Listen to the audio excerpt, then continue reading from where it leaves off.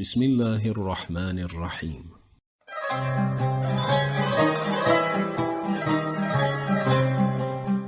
حدیثی رحمت.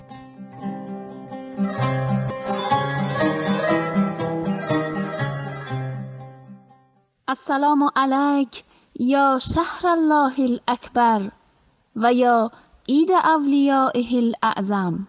رمضان يا رمضان يا نفحة الرحمن، رمضان يا رمضان شهر جود وغفران، رمضان يا رمضان يا نفحة الرحمن، رمضان يا رمضان شهر جود وغفران. سلام و درود هموطنان نازنین.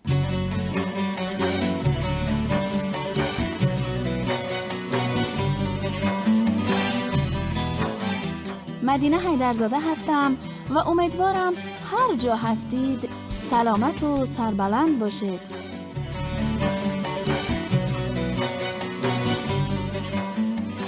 به برنامه حدیثی رحمت خوش آمدید.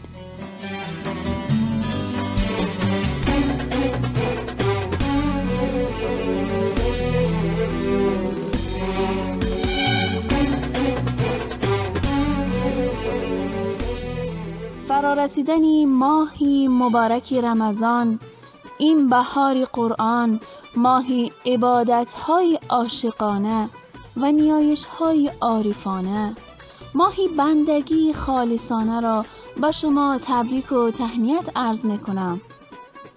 ماهی رمضان مبارک.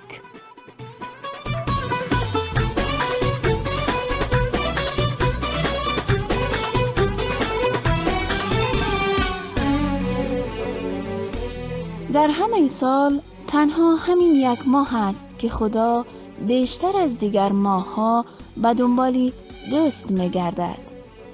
دوستان خدا، طاعات و عباداتتان قبول.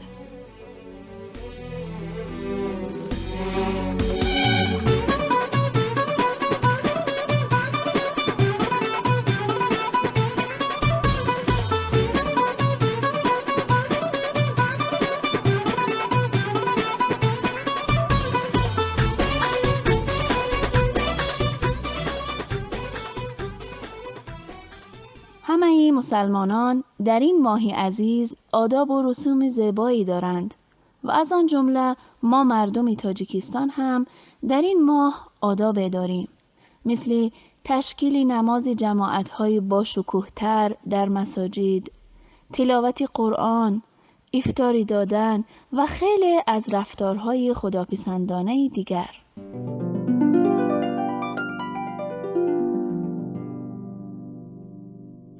اما یکی دیگر از کارهایی که ما در این ماه عزیز انجام می‌دهیم قرار دادن خوراک‌های مخصوص رمضانی در دسترخوان افطار مانند نیشالا است. چه طعم لذیذ دارد، چقدر شیرین و دلکش است. میبخشید دوستان، تا از آن چه مدت مانده است؟ نیشالا از قدیم بین مردم تاجیکستان شناخته شده و مورد استفاده بوده است و به گفته کسانی که در تهیه این خوراک خوشمزه مهارت دارند، نیشالا بسیار مقوی است و با مصرف آن نیاز بدن به نوشیدن آب در وقت روزه‌داری کاهش می‌یابد. پس خوردن نیشالا را فراموش نکنید.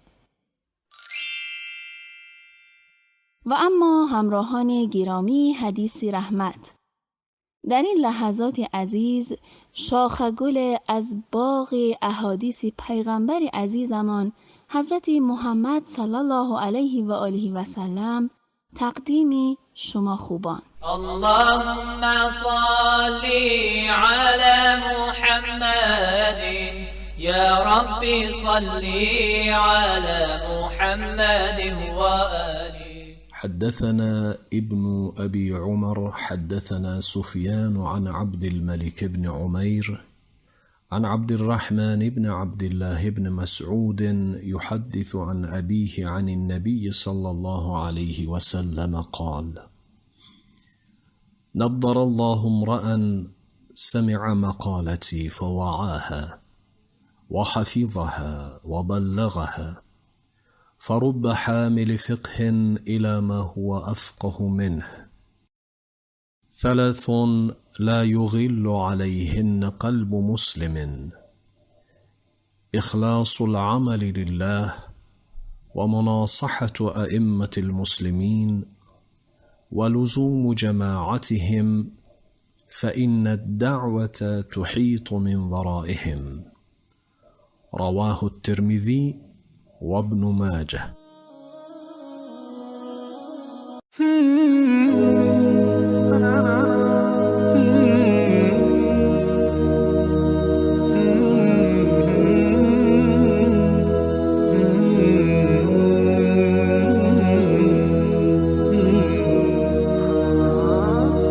عبدالله بن مسعود رضی الله عنه از پیغمبر اسلام صلی الله علیه و آله و سلم نقل می کند که ایشان فرمودند: خداوند شاداب و مسرور گرداند چهره انسانی را که سخن مرا بشنود و سپس نیکو درک و حفظ کند و به شایستگی آن را برساند.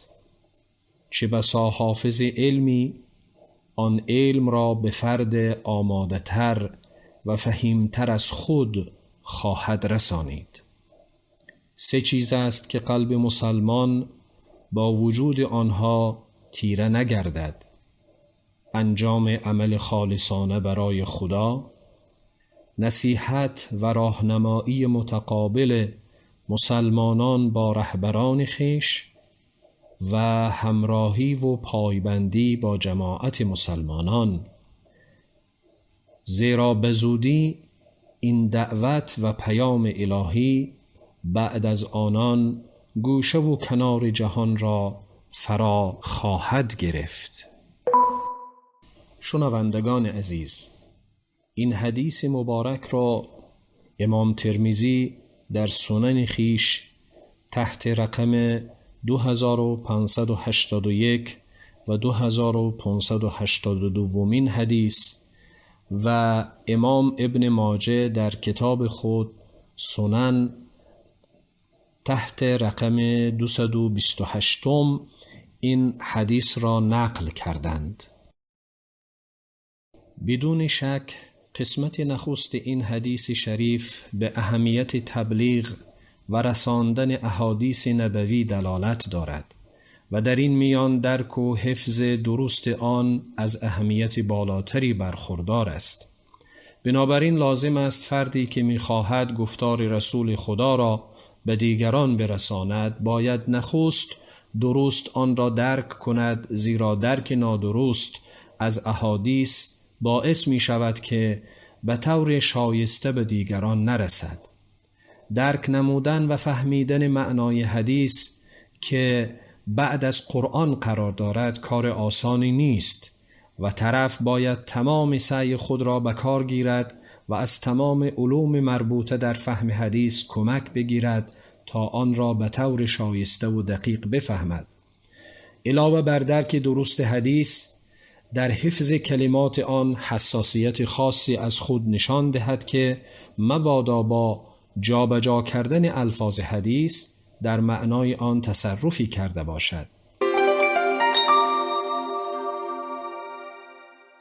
در قسمت بعدی حدیث شریف به تأثیر و تأثری که میان قلب و روح انسان و اعمال و رفتار او وجود دارد می باشد. رسول خدا به عنوان نمونه و مصداق 3 امر مهم را یادآور می شود: اخلاص در عمل، ارتباط ناصحانه و دلسوزانه میان مردم و رهبران و همراهی با جماعت مسلمانان که این 3 از اموری است که در صفا و سلامت قلب مؤثر است. در قرآن کریم نیز از قلب سلیم در 2 آیه سخن به میان آمده است. یکی در سوره شعراء آیه 88 و 89 که می‌فرماید: یوم لا ینفع مال ولا بنون الا من اتى الله بقلب سلیم. روز قیامت، روزی که هیچ مال و فرزندی سود نمی دهد مگر کسی که دلی پاک به سوی خدا بیاورد. و آیه دیگر در سوره صافات آیه 84 می فرماید اذ جاء ربه بقلب سلیم، به یاد آور آن هنگامی را که ابراهیم به نزد پروردگارش با قلب سلیم آمد. و در تفسیر قلب سلیم آمده است آن قلبی که پاک از شرک، خالص از معاصی و گناه و کینه و نفاق و خالی از عشق دنیا باشد و جز خدا در آن نباشد. با بیانی که در بالا آمد، این سخن نادرست که گاهی میشنویم که میگویند مهم قلبت پاک باشد، به ظواهر نگاه مکن، از نظر اسلام این سخن مردود و باطل است. زیرا همان گونه که قلب و روح انسان در اعمال انسان تأثیر دارد، اعمال و رفتار او نیز بازتاب وسیعی در قلب و جان انسان دارد و آن را به رنگ خود خواه رحمانی و خواه شیطانی در می آورد. در قسمت پایانی حدیث شریف علت تأکید خود را پیامبر به 3 امر بیان نموده فرمودند، زیرا به زودی این دعوت و پیام الهی بعد از آنان گوشه و کنار جهان را فرا خواهد گرفت. این عبارت خود از جمله بشارت‌ها و پیشگویی‌هایی است که رسول خدا صلی الله علیه و آله و سلم در مورد دعوت خویش و جهانگیر شدن آن داده است. و السلام علیکم و رحمت الله و برکاته. اللهم صل وسلم على الرسول وآل النبي العظيم. اللهم صل وسلم على الرسول وآل النبي العظيم. براستی که اسلام دین جهانی است و روز تمام جهان را فرا خواهد گرفت.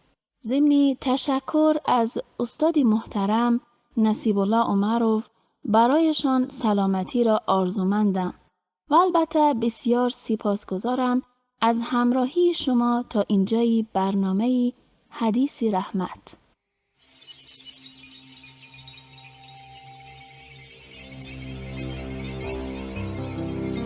میگویند مهمان حبیب خداست و چه لذت بیش از این که در ماه مهمانی خداوند دوست و همنشین خالقمان باشه.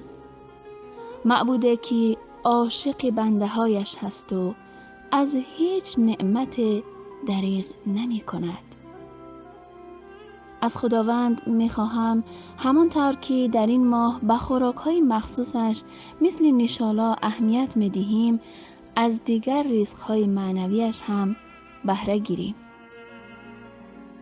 لطفاً ما را در دعاهای پاک و خالصانه تان از یاد نبرید. بار دیگر این ماه شریف رمضان را به شما دوستان عزیز تبریک میگویم و تا حدیث رحمتی دیگر، خدایار و نگهدار.